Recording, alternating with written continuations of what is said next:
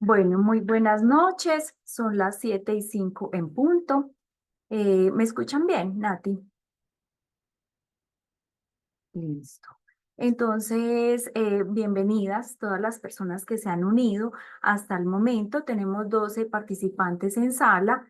Bienvenidas a la webinar que estamos haciendo em, en el marco de la especialización en enfermería materno-perinatal. Este ciclo de conferencias viene haciéndose hace más o menos un año desde la Facultad de Enfermería de la Universidad de Antioquia. Hoy nos acompaña Natalia Aristizábal Henao. Natalia es psicoterapeuta, es dula, magíster en salud pública y nos va a acompañar con el tema Acunando el Nido, pistas para el cuidado de salud mental parental. A propósito del Día de la Salud Mental, en conmemoración también eh, hoy 10 de octubre. Natalia, bienvenida, buenas noches. La reunión se empieza entonces a grabar desde este momento. Está bien, muchas gracias, profe Diana Milena, muchas gracias a todos los que están aquí antes de su comidita nocturna o después de, y también en medio de lo que implica la logística familiar, sobre todo para aquellas familias que tienen bebés o niños pequeños. Entonces, muchas gracias por estar aquí. Ya me presentaron. Entonces, pues voy a iniciar contándoles, recordándoles el nombre de este webinar, Acunando el Nido, pistas para el cuidado de la salud mental parental, ¿sí? Entonces, la idea es que al final podamos revisar cuáles son esas pistas que nos van a ayudar en el cuidado de las nuevas familias. Y antes de llegar ahí, vamos a tener más bien una sesión un poco reflexiva, más bien del orden de la reflexión que es tan importante en nuestras disciplinas de cuidado, cuando estamos encargados de servirle al otro, de cuidar al otro, ¿cierto? Como una decisión laboral o como una decisión de vida. La frase "los ojos ven lo que la mente conoce" refleja cómo nuestras percepciones están influenciadas por nuestras experiencias, conocimientos y creencias previas. Desde el punto de vista del cuidado de la salud mental, esta idea tiene una implicación profunda para sensibilizar a los equipos de salud sobre la forma en que interpretamos y respondemos a nuestros pacientes o nuestros consultantes, ¿sí? En el contexto del cuidado de la salud mental materna, paterna y perinatal, esta frase, "los ojos ven lo que la mente y el alma conoce", nos recuerda que las interpretaciones que hacemos de las conductas y las emociones de las mamás y los papás están profundamente influenciadas por nuestras propias experiencias y creencias, también por nuestros prejuicios.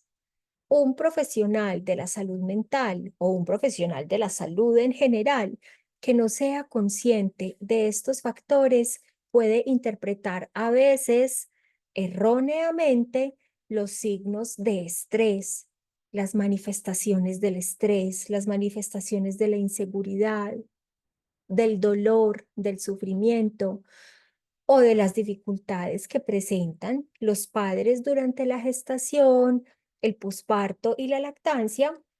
Y esta malinterpretación podría llevar a diagnósticos equivocados, por ejemplo, o a un trato con poca empatía, ¿sí?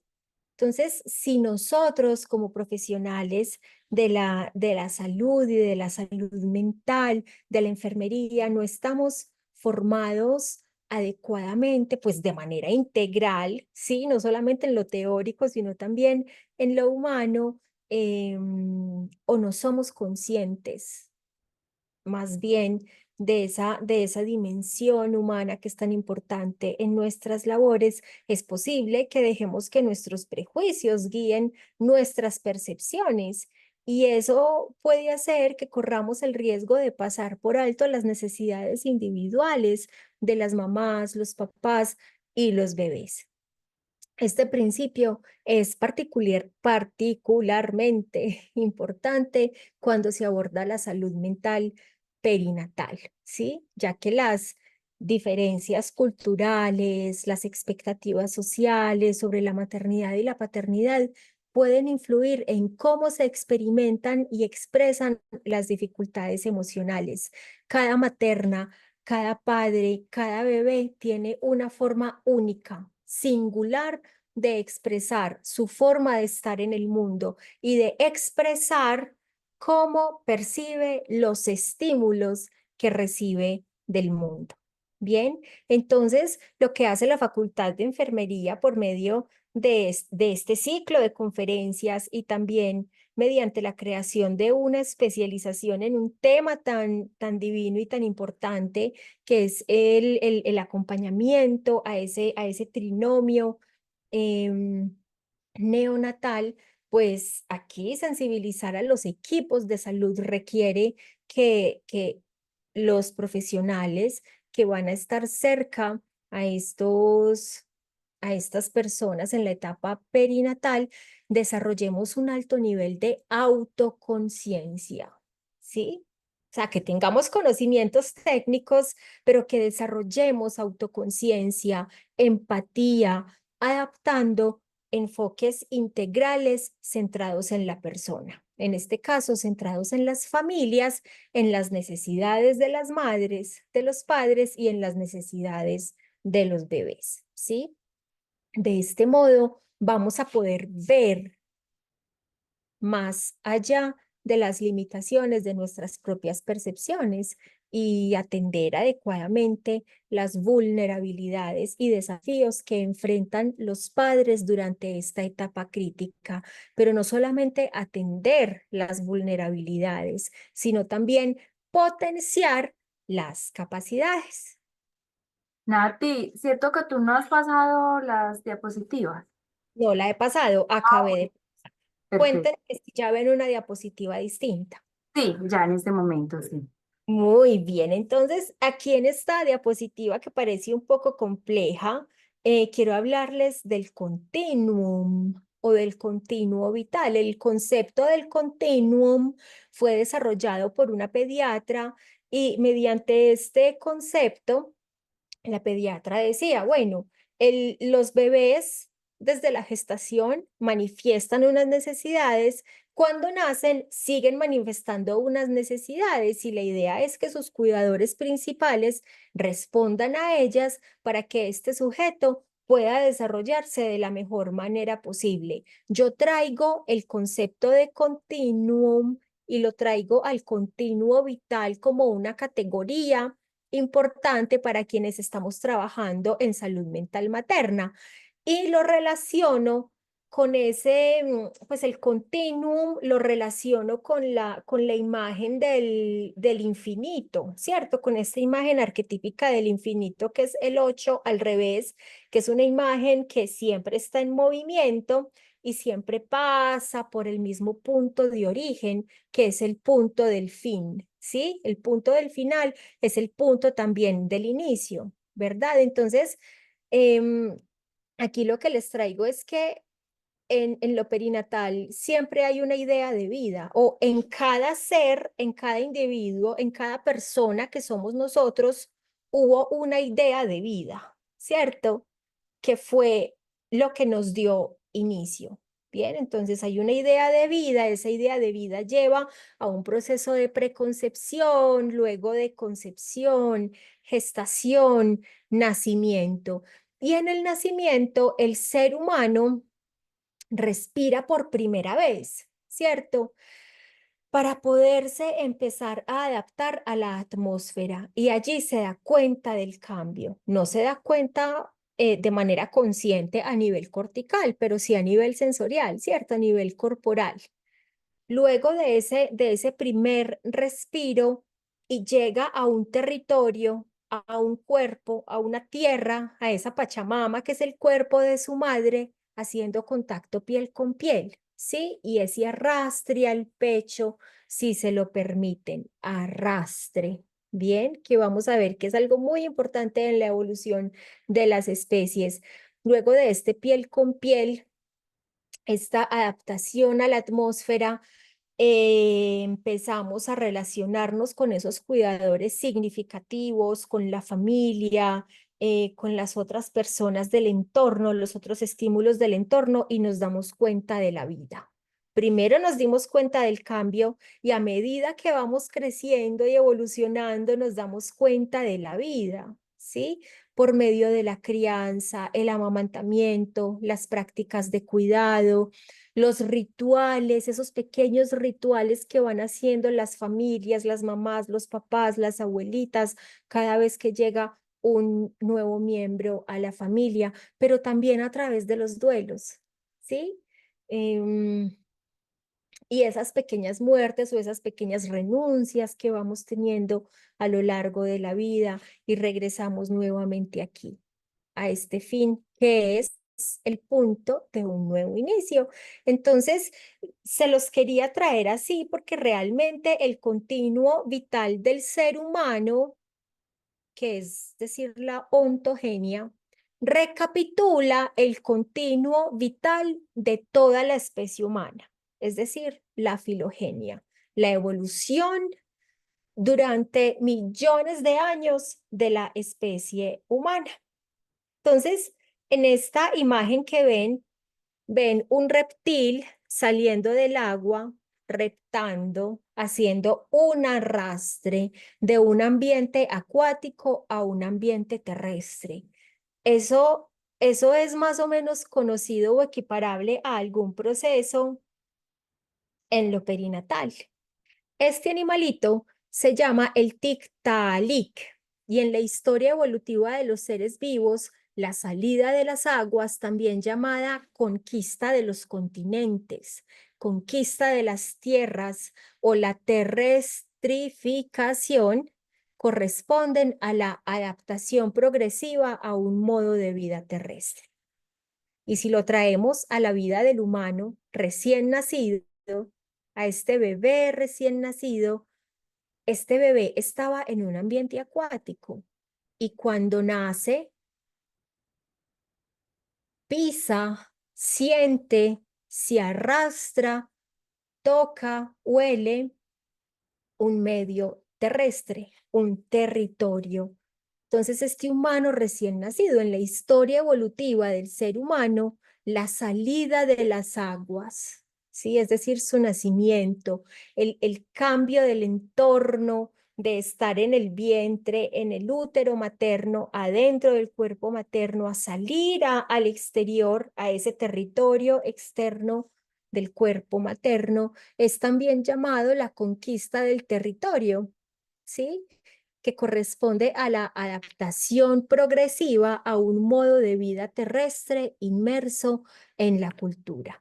Entonces, en estas dos imágenes, en estas dos diapositivas que les estoy mostrando, quiero que se den cuenta de este proceso de continuo vital, el continuum de la vida y cómo nosotros los humanos no somos tan distintos a otras especies y que hay una coherencia completa entre la evolución del ser humano desde la prehistoria y desde que empezamos a desarrollarnos como humanos, ¿sí?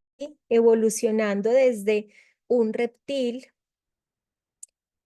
hasta lo que somos ahora, ¿cierto? Entonces, fíjense la coherencia tan perfecta que hay entre lo micro y lo macro, ¿sí? La ontogenia recapitula la filogenia y eso es esencial desde el punto de vista existencial para nosotros los que trabajamos con otros humanos.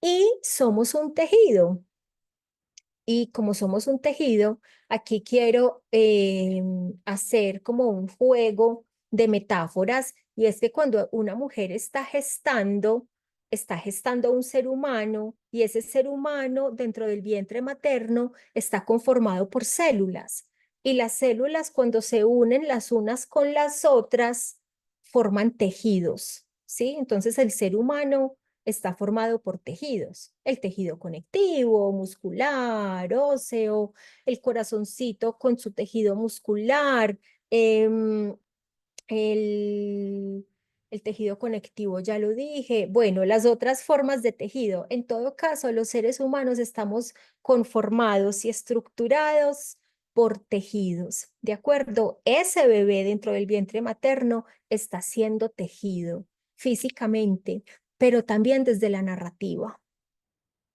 En la medida que ese bebé se va desarrollando desde su etapa embrionaria, fetal, em, también va guardando toda la información neurohormonal que le llega de su madre. Entonces, por ejemplo, su madre cuando tiene alguna emoción, por ejemplo, una emoción positiva que le genera placer, esta mujer siente libera endorfinas, oxitocina, y hay una comunicación por medio del cordón umbilical. Entonces el bebé dice, listo, tengo que generar receptores porque ya sé que probablemente salir a la atmósfera va a implicar que yo tenga que estar listo para recibir estas emociones y responder a estas emociones. Por ejemplo, cuando hay un estrés muy prolongado y muy fuerte y que la materna libera cortisol, entonces el bebé dice, listo, voy a formar receptores de cortisol porque tengo que prepararme para esto en la vida. Entonces, por medio de esa comunicación neurohormonal, también se va generando otro tejido, que es un texto. Y etimológicamente, texto y tejido tienen la misma raíz. Texere, texere, que significa tejer, unir, generar un entramado, ¿verdad? Entonces nosotros mismos fuimos tejidos, ¿bien? Y nosotros mismos tenemos unas ideas, unos conceptos previos, unas creencias sobre la maternidad, sobre la paternidad, sobre los bebés. Entonces aquí los invito a que se piensen, escriban por ahí esas preguntitas en sus cuadernos, en sus diarios de campo, qué sé yo, en su cuaderno de notas, el que llevan a los grupos primarios en sus trabajos. ¿Qué ideas tienes tú sobre lo materno, sobre lo paterno, lo perinatal y sobre lo infantil? ¿Cuáles son tus creencias sobre el bienestar, sobre la salud, sobre la enfermedad, la vida, la muerte y el cuidado? ¿Por qué? Porque las creencias que tenemos van a definir nuestras conductas. Siempre hay un fenómeno que viene después a una semilla inicial de pensamiento. Entonces vamos a asemejar a que las creencias que tenemos son semillas de pensamiento que van a generar acciones y conductas de cuidado, prácticas de cuidado y de atención con la población materna, paterna e infantil, con los recién nacidos. Muy bien. Mm, Bueno, entonces aquí como poniéndonos ya un poquito más técnicos, la depresión postparto conduce a un aumento de los costos de atención médica. También atención médica inapropiada, abusos y negligencia infantil, interrupción de la lactancia materna, disfunción familiar y afecta negativamente al desarrollo cerebral temprano. Esto salió en este artículo, que pueden ver la referencia aquí abajo para que la busquen en Pediatrics, y esto nos llama la atención sobre la dimensión de la salud mental y la necesidad de cuidados en salud mental, tanto a la madre como el padre. Porque cuando uno de los dos tiene depresión postparto, eso va a impactar en su capacidad de mentalizar al bebé, ¿sí? En su capacidad para leerlo, para tener esa sensibilidad materna y paterna que es tan importante para ejercer esa primera crianza, ¿sí? Entonces, cuidar la salud mental materna y paterna es cuidarlos a ellos para que puedan tener una paternidad, no sé si la palabra es disfrutable, porque me da susto entrar en el ámbito de lo idealizado y lo romantizado, pero por lo menos una materpaternidad saludable, ¿cierto? Y que sea acorde como a sus propias expectativas, que sea tranquila, ¿sí? Entonces, no es solamente cuidarlos a ellos, sino que también estamos cuidando de manera indirecta la salud mental de ese bebé, ¿de acuerdo? Porque cuando prevenimos una depresión postparto, también estamos previniendo negligencia infantil y prácticas inadecuadas de lactancia. Y también estamos impactando en el funcionamiento familiar y en el desarrollo integral de todos los miembros de esa familia, incluyendo ese neurodesarrollo del bebé recién nacido. Traje datos de Estados Unidos, que si bien es una cultura muy distinta a la nuestra, nos da un panorama de la importancia. Aquí lo ideal, el propósito que traigo es que veamos la importancia del impacto a nivel social, del cuidado de la salud mental. Y allí en este artículo dicen, cada año nacen más de 400.000 bebés de madres que están deprimidas. Y esto es una complicación obstétrica poco diagnosticada. Entonces, ¿esto por qué es importante? Porque la depresión perinatal, es decir, la depresión que inicia desde la gestación y se va durante algunos meses en el posparto, se le considera una complicación obstétrica.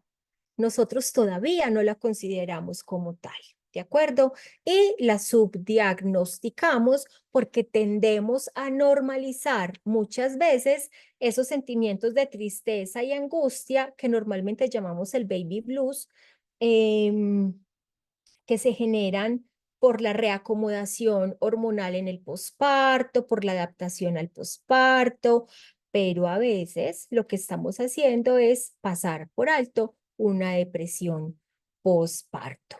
Mm, ¿Cómo les parece que estos son datos de postpartum.net? La depresión perinatal se presenta en 1 de cada 7 mujeres, en 1 de cada 10 hombres. La hipertensión arterial gestacional tiene una prevalencia del 5 al 10%. La preeclampsia, una prevalencia del 2 al 8%. La diabetes gestacional, una prevalencia del 14%. ¿Y cómo les parece que los trastornos del estado de ánimo perinatales, como ansiedad, depresión, trastorno obsesivo compulsivo, tienen una prevalencia del 10 al 15?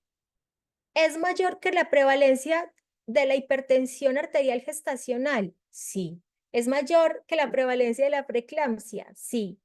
¿Es un poquito mayor quizás que la diabetes gestacional? Sí, porque está en el rango del 10 al 15%. Aquí podemos ver estas cifras. Entonces, ¿esto qué nos dice? Amigos, tenemos que evaluar mucho más, aumentar la frecuencia en la que realizamos tamizajes de salud mental materna y estar con el lente de lo perinatal puesto para poder conectar con esas necesidades especiales que tiene esta población. Entonces, ¿cuál es una verdad que tenemos? Sin pontificar y sin ser dogmática y sin determinismos, que hay un vacío en la valoración integral y estamos pasando por alto la dimensión mental y emocional de las mamás y de los papás y en consecuencia de los recién nacidos. Aquí vemos ilustrado de manera pues gráfica con estos muñecos pues la prevalencia de la depresión perinatal en mujeres que afecta a 1 de cada 5 a 7 mujeres y afecta a 1 de cada 10 hombres. hablando de depresión perinatal y de depresión postparto. Datos locales. Estos datos suelo mostrarlos porque me parece muy importante. En el Hospital General, este estudio lo publicaron la doctora Silvia Gaviria, la doctora Juliana Vergel y otros en el 2018. Ellos en el Hospital General aplicaron a un grupo de madres la escala de depresión posparto de Edimburgo y encontraron una prevalencia de depresión posparto del 22%, ¿sí? Es decir, 1 de cada 5 mujeres cumplía con los criterios diagnósticos de depresión posparto. Y en este segundo estudio publicado por la doctora Gladys Adriana de la Universidad de Antioquia y otros autores, ellos identificaron 24 suicidios maternos entre el 2004 y el 2014 en Antioquia. Y estas cifras superaron los fallecimientos por sepsis obstétrica, es decir, hubo más muertes maternas por suicidio que por sepsis obstétrica en el periodo de esos 10 años entre el 2004 y el 2014. ¿Y cómo les parece que hablando del suicidio perinatal, pues es una de las principales causas de muerte durante el posparto en países de ingresos bajos y medios como el nuestro? Y es mucho más frecuente en la segunda mitad del primer año. Fíjense que cuando hablamos de acompañar a una mujer en el posparto, durante los primeros meses somos muy atentos. Durante esos primeros 40 días posparto, cierre de la dieta, los primeros 6 meses, estamos como muy enfocados también en el acompañamiento y en el cuidado, pero imagínense que en estas referencias que ustedes ven abajo en gris clarito, Howard y colaboradores han identificado que la segunda mitad del primer año posparto es la de mayor vulnerabilidad. Allí hay una ventana de mayor vulnerabilidad. Hay un pico de depresiones posparto. Y muchas personas dicen, ¿cómo así que depresión posparto? Y si el bebé ya tiene 8 meses, ¿eso no da como los primeros 2 meses posparto? Pues no. Entonces, ¿esto a qué nos lleva? A que hay que estar muy observantes de esta nueva familia, de mamá y papá, y también de observar las conductas de bebé durante todo ese primer año y quizás durante los primeros 2 años.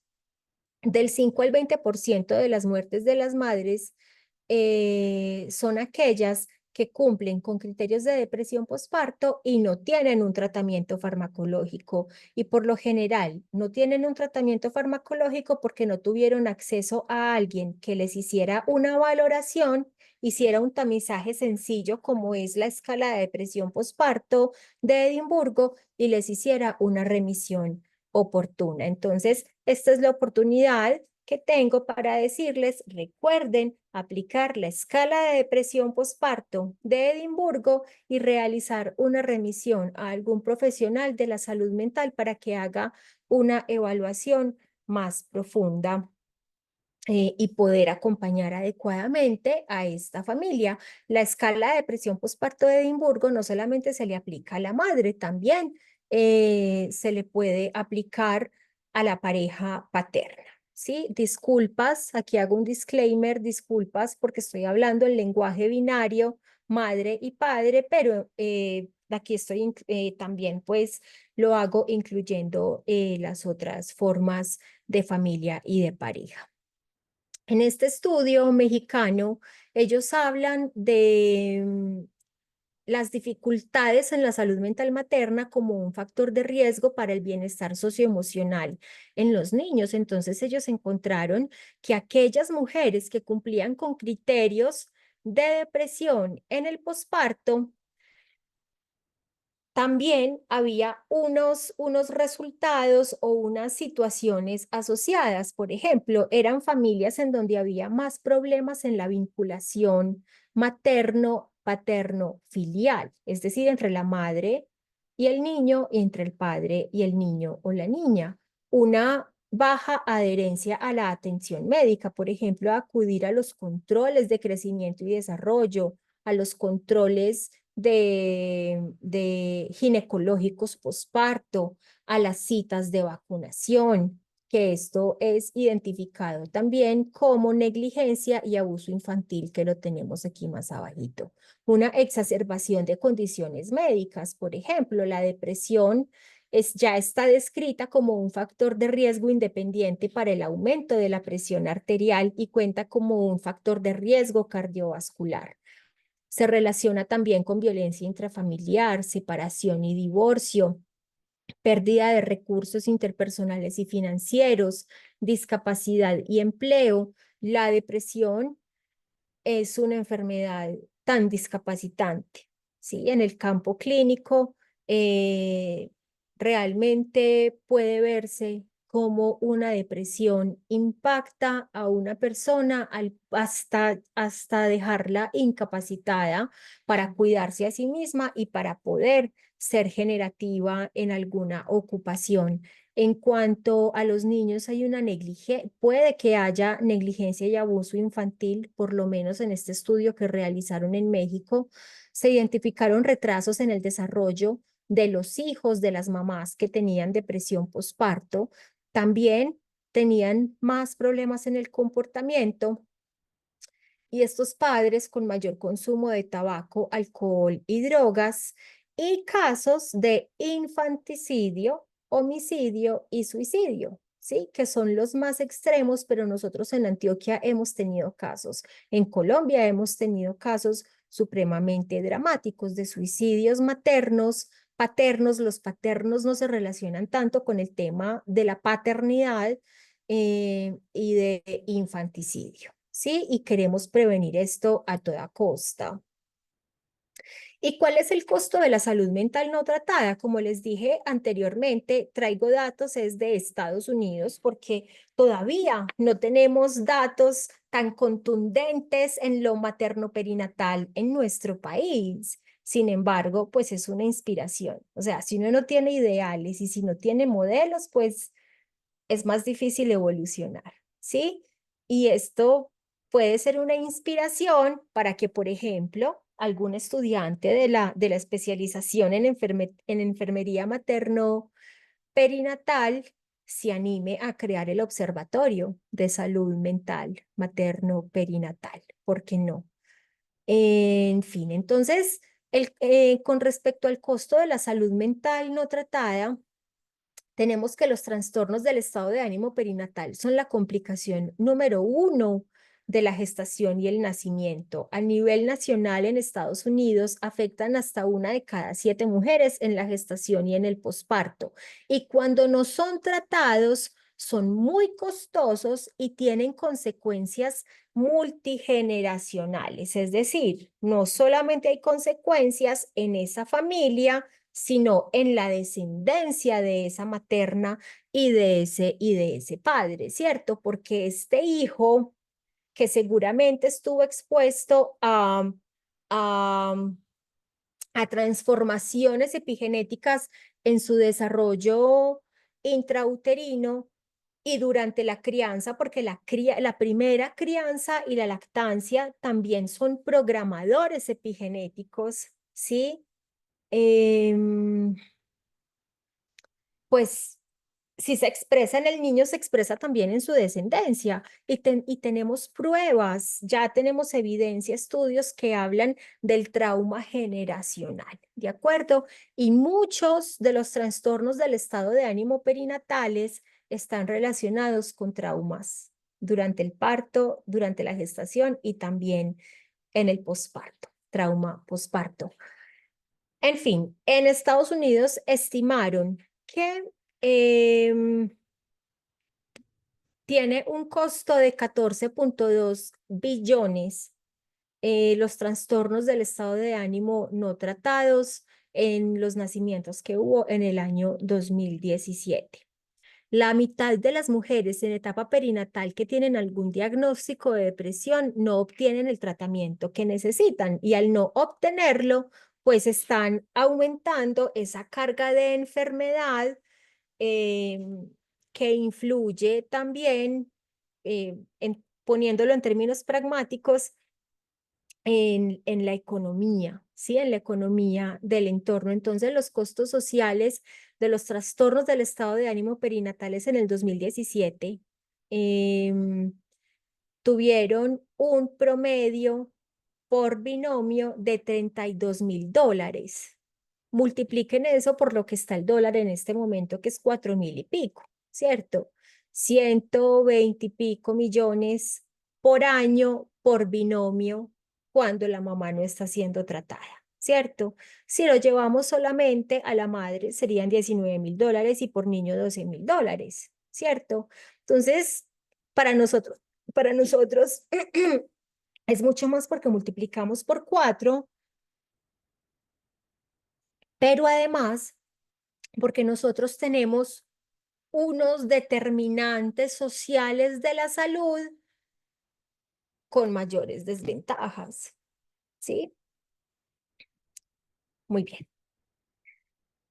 Costos, efectos, influencias en la mamá, el hijo y en la sociedad cuando no se tratan los trastornos del estado de ánimo, es decir, cuando no se trata la depresión, la ansiedad, el trastorno obsesivo compulsivo en el posparto. Entonces, los efectos en la mamá son que hay mayor absentismo laboral, poca productividad y muchos más errores en su desempeño en cuanto a lo laboral. Recuerden que estoy aquí hablando en términos pragmáticos. Una menor participación como fuerza de trabajo, aumento en las probabilidades de suicidio y un aumento en el riesgo de empeorar la salud materna y obstétrica y en general, ¿de acuerdo? Y eso hace, como estamos hablando en términos pragmáticos y funcionalistas, que haya una pérdida de los ingresos y los aportes económicos, ¿sí? Entonces, se afecta a la madre en su ser, en su alma, en su desarrollo como madre y como mujer, pero también hay un efecto a nivel social, ¿sí? ¿Y qué pasa con el infante? Hay un aumento del riesgo del bajo peso al nacer y de la prematurez, porque estamos hablando de depresión perinatal que inicia en la gestación, ¿de acuerdo? Entonces, un aumento en el riesgo de bajo peso al nacer y de nacer prematuro, menor probabilidad de ser amamantado con las consecuencias que tiene no ser amamantado, un aumento del riesgo de muerte súbita del lactante, un aumento del riesgo de trastornos del desarrollo y de la conducta y un aumento de la probabilidad de empeorar la salud infantil, como tener lesiones, accidentes, asma, ¿sí? Menos visitas a las citas de control de crecimiento y desarrollo, menos visitas a urgencias cuando sucede algún accidente y menos visitas al pediatra. Entonces, todo esto aumenta el uso de los servicios públicos en salud, ¿cierto? Cuando hay una mamá enferma, un bebé enfermo, entonces se aumenta el uso de los servicios públicos de salud y a largo plazo hay un aumento de los costos en salud, ¿sí? Entonces, ¿por qué no estamos evaluando universalmente? Esa es la tercera pregunta que van a anotar en su libretica, para que se la sigan haciendo y cuando estén en un grupo primario, con sus colegas, qué sé yo, en una conversación sobre estos temas, pues vengan, ¿qué vamos a hacer para, para, para que haya para que haya mayor acceso a la evaluación y a tratamientos oportunos para las madres y los padres? ¿Y por qué es importante evaluar? Y es que la única causa, pues la causa principal de los trastornos del estado de ánimo perinatales no es,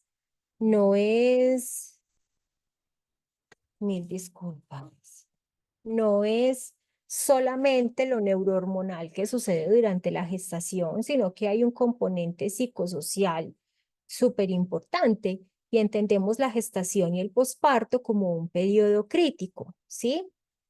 en donde hay una crisis normativa del desarrollo. Desde el punto de vista de la psicología, tener un bebé, convertirse en padre, convertirse en madre es una crisis esperada en el desarrollo que le permite a esa persona crecer, ¿sí? Crecer psicológicamente, evolucionar psicológicamente, madurar. Porque si se aprovecha esa crisis, se pueden resolver conflictos que antes no se tenían resueltos, ¿sí? Por ejemplo, la propia relación con sus cuidadores primarios. Puede que se genere una sensación de desequilibrio porque hay una transformación en la identidad de ambos, pero ese desequilibrio permite una reorganización si es bien acompañado. ¿Y cómo es bien acompañado? La RIAS del 2018, la 3280, nos dice, hay que tener un curso de preparación para la maternidad y la paternidad. Y acompañar esta crisis está dentro de ese plan temático del curso de preparación para la maternidad y la paternidad. Entonces empecemos a incluir estas cosas de las que poco se habla porque parecen muy de lo sensible, ¿cierto? Y muy poco de lo técnico, pero hay que incluirlo. Y hay que hablar de esos conflictos que tienen las mamás y los papás, de quizás de esos abusos, de esos maltratos, de esas experiencias previas negativas con sus propios cuidadores, con sus familias, con sus maternidades y paternidades anteriores, apoyarlos en el proceso de adaptación y de reorganización, esa transición a la nueva identidad. ¿De acuerdo? Y hacer psicoeducación sobre la transparencia psíquica. Muchas mamás están mucho más sensibles emocionalmente porque la transparencia psíquica es necesaria. Fíjense que es el resultado de las transformaciones que hay a nivel cerebral por la activación de las redes neuronales relacionadas con el sistema límbico, la amígdala y las neuronas espejo que hacen que la mujer esté mucho más sensible para poder cuidar a su bebé, querer cuidar al bebé y cuidarlo efectivamente. ¿De acuerdo? Entonces, el cerebro materno empieza a prepararse y también le da origen a la preocupación materna primaria. Y es una preocupación que es esencial. Winnicott lo dice. Si no tenemos a una mamá que esté como preocupada o atenta o con un mínimo de ansiedad para cuidar a su bebé, pues no se va a comprometer con ese cuidado que es tan importante. ¿Sí? Y también padre y madre pasan por un proceso de la elaboración de las representaciones maternales y paternales, que es a lo que los estoy llevando a ustedes. ¿Cuáles son las representaciones que ustedes tienen sobre ser madre, ser padre, cuidar a las madres, los padres y los bebés? Entonces, papá y mamá también se preguntan, ¿qué es ser papá? Según la experiencia que yo tuve, ¿qué puedo elegir hacer como padre? ¿Qué puedo elegir hacer distinto? Lo mismo la madre, ¿sí? ¿Qué historias voy a repetir, pero qué historias quizás deseo resignificar? Bien, entonces todo este proceso de transición a la maternidad y la paternidad es una experiencia subjetiva y que depende en gran parte de esa historia de vida, y quienes acompañamos debemos ayudar a integrar esa historia de vida con la historia presente, con el momento presente. Entonces les hablaba al inicio sobre las creencias, las representaciones y los sujetos, sobre ser mamá, sobre ser papá, sobre tener un bebé. Y fíjense que sobre la gestación suele haber unas creencias, por ejemplo, todos los embarazos son planificados o es fácil quedar en embarazo, todos los embarazos son deseados. Equiparar que toda gestación representa tener un bebé vivo, pero sabemos que puede haber pérdidas durante el proceso, ¿sí? Eh, y se relaciona también con todos estos sentimientos positivos de amor en la relación, de tener un bebé sano, de estar satisfechos todo el tiempo, ¿sí? Entonces, eso es un sistema de creencias relacionado con la gestación. Creencias relacionadas con trabajo de parto y parto. Las mujeres son valientes, no necesitan medicamentos, no necesitan anestesia y no necesitan analgesia. A esto podemos llegar si tenemos unos pensamientos muy extremos y deterministas, ¿cierto?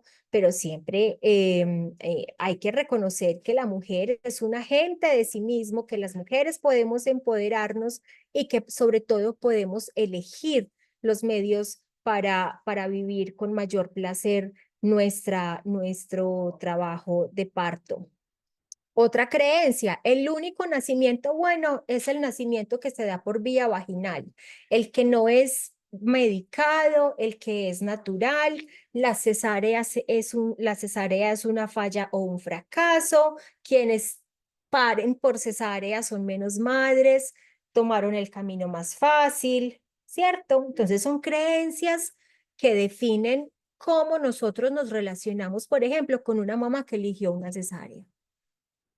¿Sí?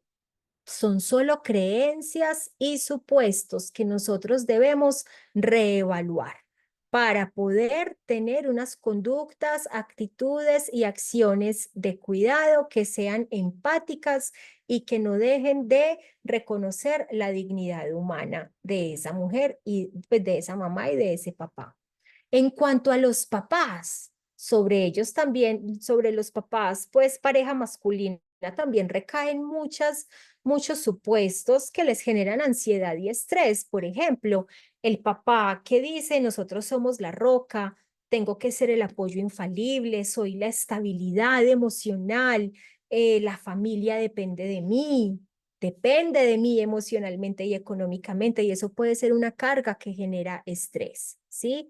Estoy aquí para aguantar, para ser el hombro, para sostener, ¿sí? También a veces se les ve como, ay, es muy torpe. Prefiero cambiarle yo el pañal en lugar que se lo cambie el pañal, a que se lo cambie él porque es muy torpe, ¿cierto? A veces también sienten que necesitan verificar todo con su pareja para saber si lo están haciendo bien. Entonces muchas veces se les ve como incapacitados para paternar. ¿Y esto qué implicaciones tiene en su salud mental, en su transición, en su construcción de la propia paternidad?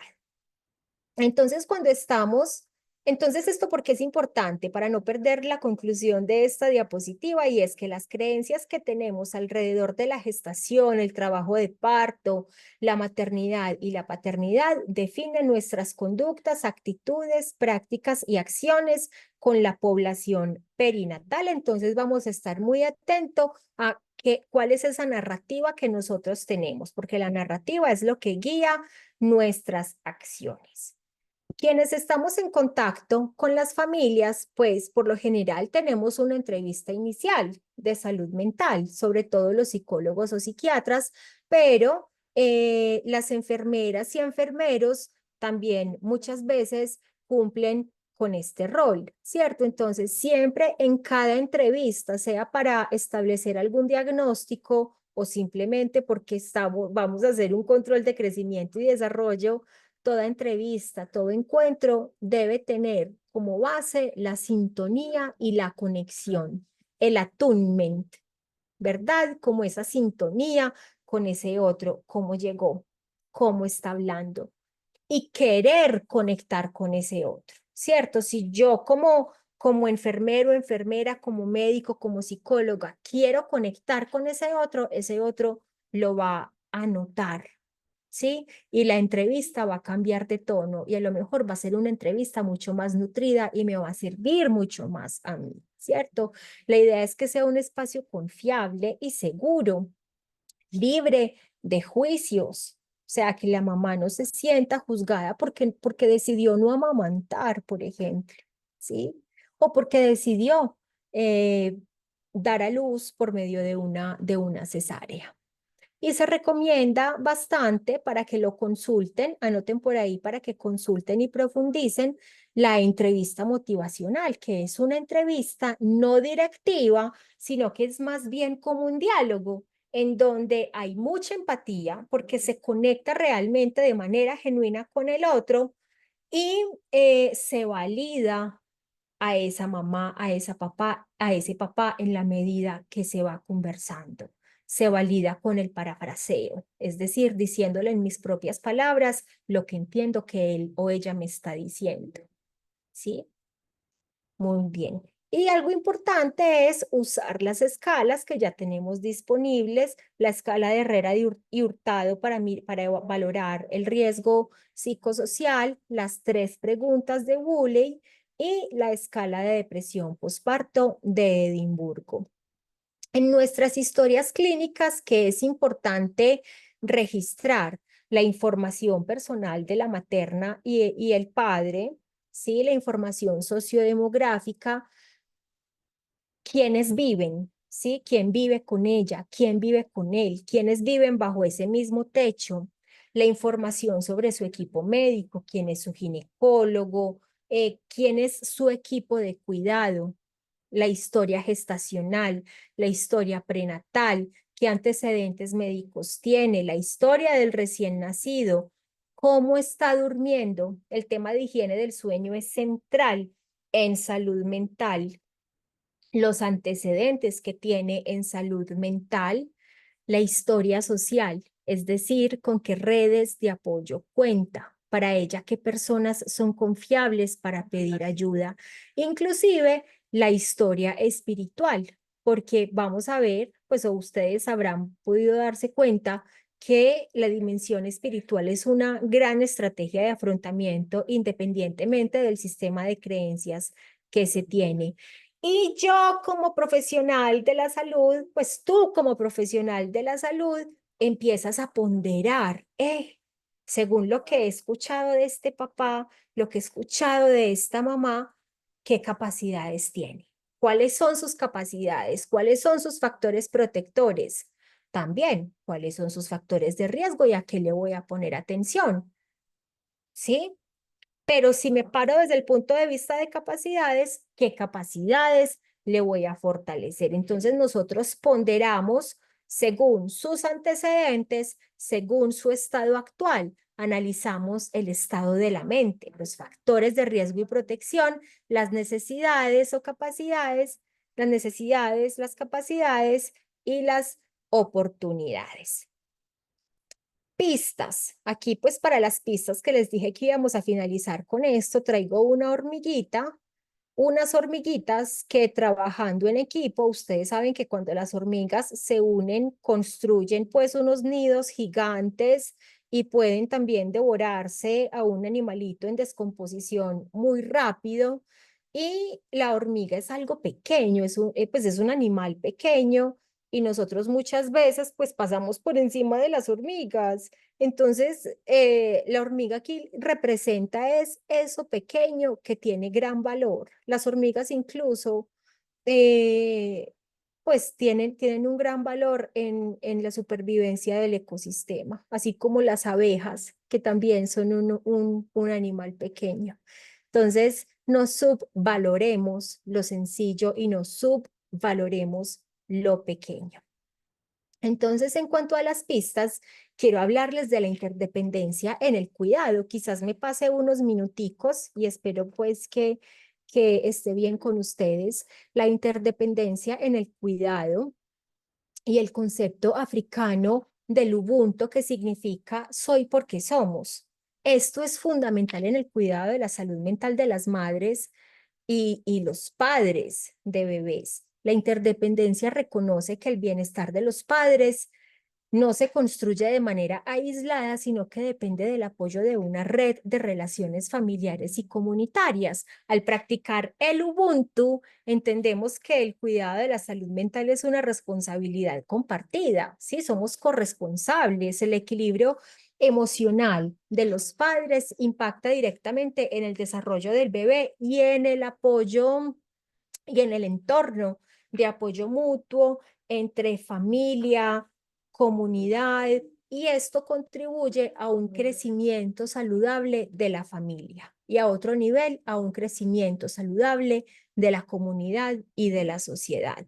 Cuidarnos a nosotros mismos y permitir que otros nos cuiden fortalece a las nuevas familias y ayuda a romper el ciclo de aislamiento que muchas veces puede agobiar a los padres primerizos. ¿De acuerdo? Entonces, lo ideal es un modelo integrado de apoyo desde la etapa prenatal.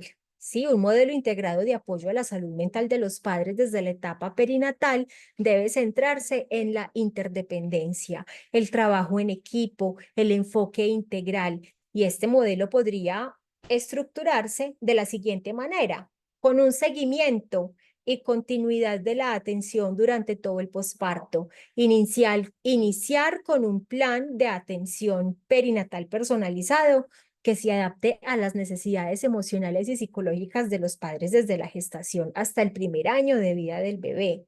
Asegurar un seguimiento continuo a través de revisiones regulares con un equipo de salud integral, interprofesional, psicólogos, médicos, enfermeras, consejeros, etcétera, que brinde apoyo emocional, chequeos de salud mental y orientación sobre el desarrollo del bebé y el bienestar de los padres. Segundo, apoyo profesional y social, ofrecer acceso a profesionales capacitados como psicólogos perinatales, asesores familiares, dulas, pediatras, quienes trabajen en colaboración con la familia para abordar el estrés emocional, la depresión postparto o la ansiedad. Establecer las redes de apoyo social que incluyan grupos de padres, redes comunitarias y plataformas digitales donde las familias puedan compartir experiencias y recibir apoyo mutuo, ¿sí? La tercera sería el respeto por la confidencialidad de la familia e implementar un sistema de atención donde la confidencialidad sea una prioridad. Esto incluye garantizar que toda la información proporcionada por los padres sea tratada de manera privada y respetuosa, generando confianza en el sistema de apoyo. Cuarto, tener un equipo que actúe en conjunto y no en conflicto, ¿sí? Un equipo que actúe en conjunto y no en competencia. Entonces, fomentar un enfoque colaborativo donde todos los miembros del equipo de atención, médicos, psicólogos, enfermeras, asistentes sociales, consejeros, trabajemos en sincronía, en sintonía con, sí, en sintonía, esa es la palabra. Las intervenciones deben ser complementarias, no deben ser fragmentadas, aisladas, sino complementarias y estar enlazadas, ¿sí? No fragmentadas ni competitivas para poder asegurar que los padres reciban una atención cohesiva, sin duplicación de esfuerzos y sin información contradictoria.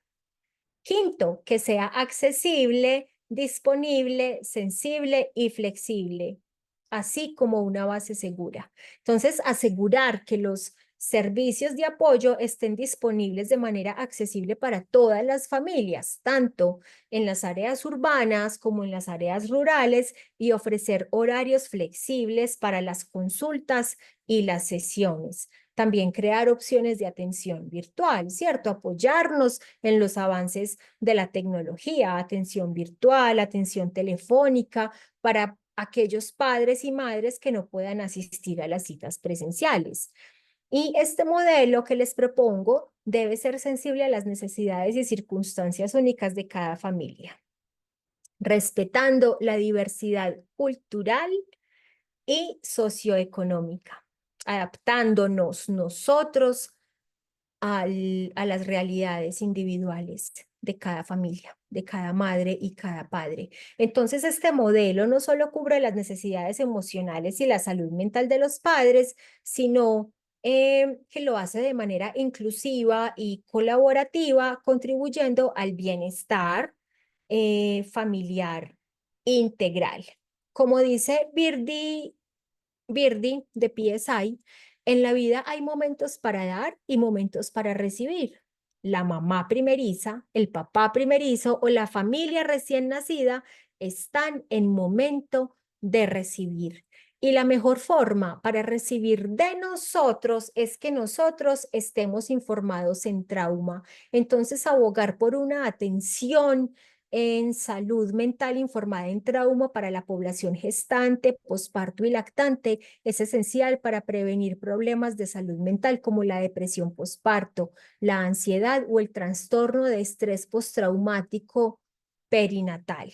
Y este enfoque reconoce el impacto de las experiencias traumáticas pasadas y cómo éstas pueden influir en cómo se vive una gestación, cómo se vive un parto, cómo se vive una lactancia y busca crear un entorno que promueva la seguridad, la empatía, el empoderamiento, el agenciamiento de las mujeres y sus parejas en estos momentos críticos. Entonces aquí, cuando vuelvan a ver el video, pueden ver cuáles son esas razones claves para la abogacía en este enfoque. Entonces, la escucha y la validación de los diferentes traumas que puede haber en padre o madre, la promoción y el mantenimiento de la seguridad, la educación y la formación de los equipos de salud, la evaluación y el autocuidado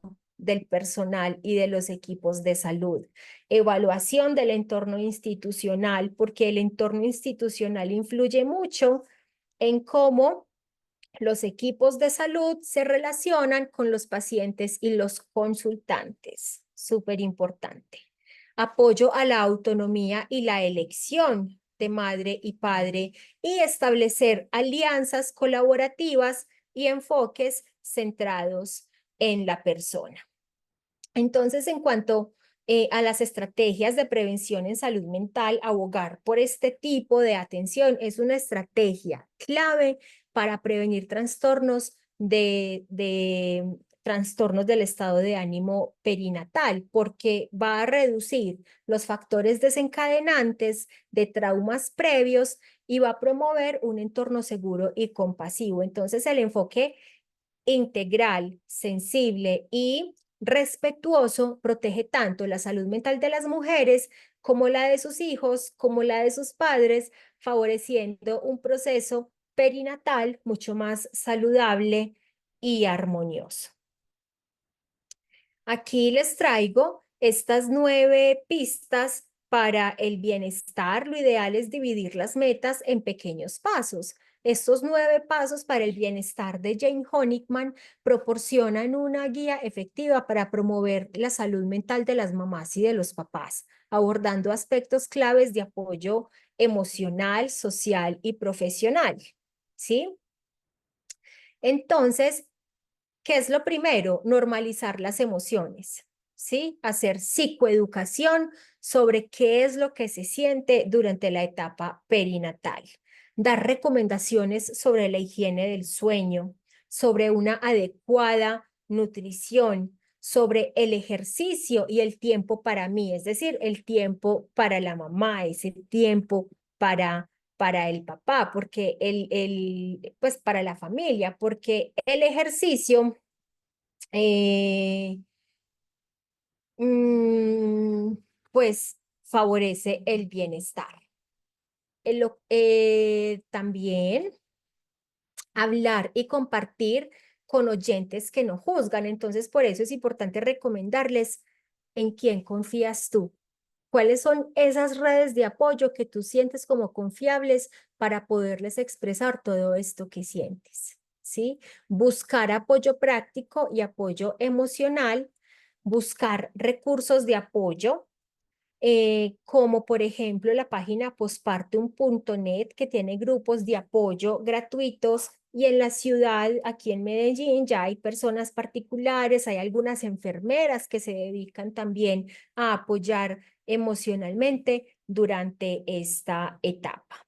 Y unas estrategias para mejorar el bienestar emocional está practicar la atención plena, el mindfulness, con técnicas de meditación, respiración profunda. Todo esto puede ayudar a centrarse en el momento presente y reducir el estrés. El ejercicio regular que estaba también en las anteriores, la actividad física libera endorfinas, que son sustancias químicas que en el cerebro mejoran el estado de ánimo. buscar conexiones sociales, mantener relaciones saludables y significativas con amigos y familiares, establecer metas realistas y fijas, realistas, ¿sí? Entonces, fijarse unas metas y trabajar hacia ellas, pero sobre todo que sean alcanzables, ¿de acuerdo? Porque cuando son alcanzables nos dan un sentido de logro y mejora nuestra autoeficacia y nuestra autoestima. Autocuidado, dedicarnos tiempo, actividades que disfrutemos y promuevan el bienestar físico y mental. Buscar ayuda de profesionales, hablar con un terapeuta o un consejero puede ser útil para manejar problemas emocionales y desarrollar estrategias de afrontamiento adecuadas. No le tengamos miedo a las emociones nuestras como equipos de salud y hagamos psicoeducación para que papá y mamá no le tengan miedo a las emociones propias de la materpaternidad. Y finalmente, desarrollar habilidades de afrontamiento, aprender y practicar técnicas para manejar el estrés y las emociones que pueden sentirse como negativas o aquellas emociones que generan malestar. Entonces, al explicar todos estos pasos o todas estas pistas para el bienestar, ustedes van a estar brindando a las personas herramientas prácticas y emocionales para cuidar su salud mental y la de sus familias, ayudándoles a navegar mejor las complejidades de la maternidad y la paternidad. Quisiera finalizar con una reflexión sobre el autocuidado como principio de amor al otro, del libro Todo sobre el amor de Bell Hooks. No sé si lo alcanzan a ver. Y en el capítulo 8 ella habla de la comunidad, una comunión de afectos. Citando a Parker Palmer, dice: la comunidad no puede echar raíces en una vida dividida. Mucho antes de que adquiera una forma externa, la comunidad debe hallarse en estado embrionario en el yo indiviso. Solo si estamos en armonía con nosotros mismos, podemos entrar en comunión con los demás. Los dejo con esa frase de Bell Hooks de su libro Todo sobre el amor y les doy las gracias por quedarse conmigo hasta este momento. Ay, Natalia, muchísimas gracias. Muy importante cada uno de los conceptos que nos compartes. Si alguien tiene alguna pregunta, aprovechamos unos minuticos para hacerle alguna pregunta a Natalia. Acá en el chat, pues la gente está muy contenta. En total se conectaron 34 personas. Por acá dicen que hermosa la presentación. Gracias, Natalia, por sus aportes. Me encantó. Gracias por este espacio. Gracias a ustedes por unirse, ¿sí? Por acá, Adriana Sofía menciona que es clave la importancia de trabajar el self para hacer un buen acompañamiento. Hermoso, excelente tema. Construir, edificar y planear. Bueno, esos son como los comentarios positivos para lo que nos compartes el día de hoy. Sí, veo que hay preguntitas por también como por el enlace de asistencia, pero creería pues que no es, no Yo es. ya le respondí ahí a Alexandra Mesa que no tenemos enlace de asistencia. También pues comentarles que esta conferencia queda grabada en el canal de YouTube de la Facultad de Enfermería de la Universidad de Antioquia. Entonces, por si la quieren volver a mirar, ¿sí? Ay, lo mejor para verla con calma, para tomar notica, ¿cierto? Para hacer mayores apuntes. Entonces, pues gracias a la Facultad de Enfermería por estos espacios tan edificantes que yo sé que no, que aportan no solamente a nuestro quehacer como profesionales, sino a nosotros como personas cuidadoras del entorno, de las otras personas y de nosotros mismos. Entonces, muchas gracias a todos los que se unieron en este espacio. Gracias. Feliz noche, hasta luego y muchas gracias.